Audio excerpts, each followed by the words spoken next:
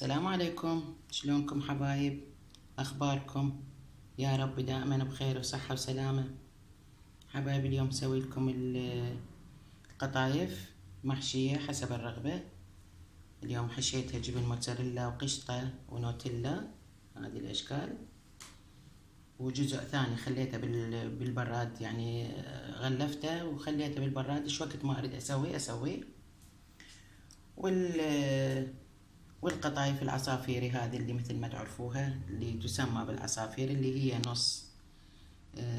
نص زدة، ونخلي لها قشطة أو محلبي بدون تقلى. ها ما تتقلى، هذه بس تتقلى. أوكي حبايب، أنا اليوم خليت لها قمر، وراح أضيف لها شوية شيرة اللي مجهزتها أنا حواليها، وتاكلوها بألف عافية. هاي القمر القشطة اللي موجودة بالباكيتات، ما ضفت لها أي شي غير هالشغلات هذه.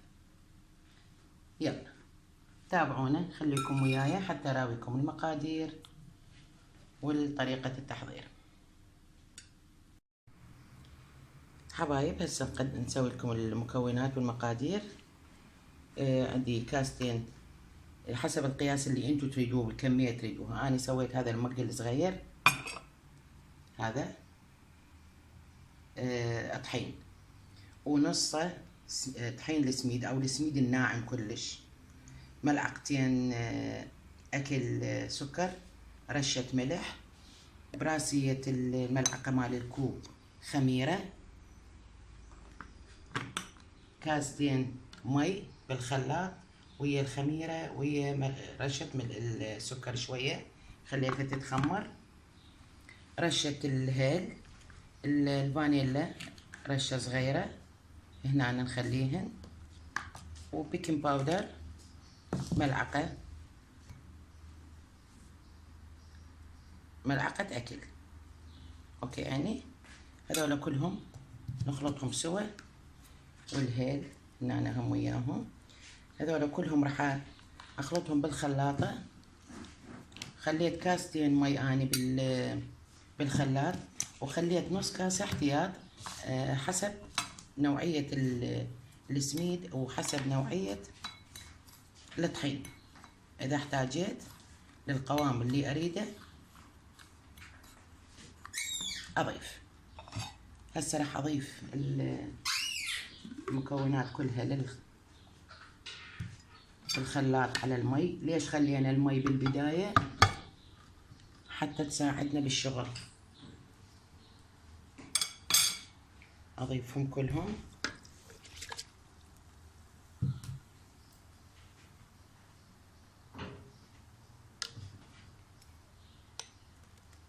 كل الطحين وأضرب بالخلاط.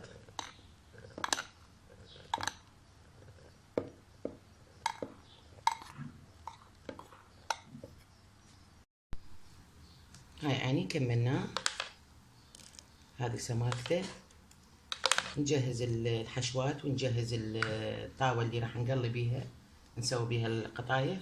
الحشوات حسب رغبتكم. أنا اليوم دا أسوي حشوة جوز الهند ويا الجوز، وحشوة جبن بالقشطة، ونراويكم إن شاء الله ويا العمل.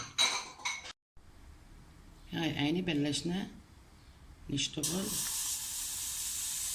يعني بنفس الخلاط مالتي ببوري، ونتركها لحد ما تطلع هاي الفقاعات وتنشف من الوجه من السائل.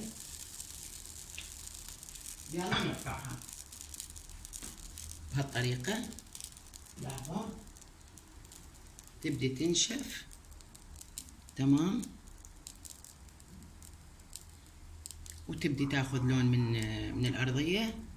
يلا نرفعها، ومن نرفعها نخليها على خاولي للمطبخ نظيف، نغطيها حتى لا تنشف، حتى نعرف نشتغل بيها.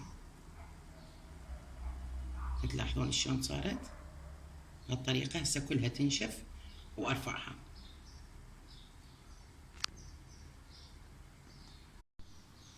شوفوا عين شلون صارت.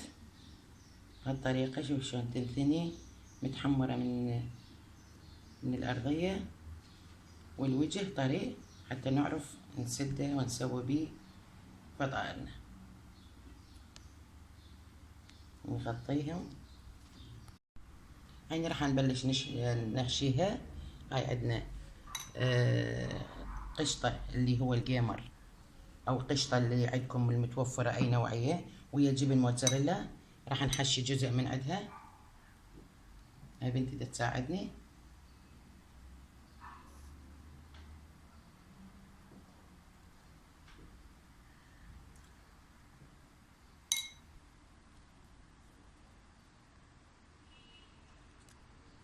ونسد هاي الأطراف كلش بإحكام. هذه الأطراف الجانبية هي تكون لزجة، ونرجع عليها قبل القلي أو الشوي، نرجع مرة ثانية نثبتها حتى تكون عندنا مسدودة مضبوطة. أنا دا أشتغل بالمطبخ والهوسة، داير مدايري، دا أجهز الفطور والحلويات كلها بنفس الوقت. يلا خليها بصينية ونكمل. حبايب، وهاي خلصناهم بهالطريقة، ولا ألذ من عندهم، وشي على قولة الأردني زاكي وناهي. الله يديم الأيام الحلوة ويا كل الناس، الحمد لله. وهذه المحشية بالجوز الهند والجوز والسكر، وهذه نوتيلا، وجزء من عندها محشية قشطة وجبن موتزاريلا. اوكي حبايب، وهسه نقول لكم مع السلامة، ونروح نكمل باقي وصفاتنا ان شاء الله. نلتقي وياكم على خير. تحياتي.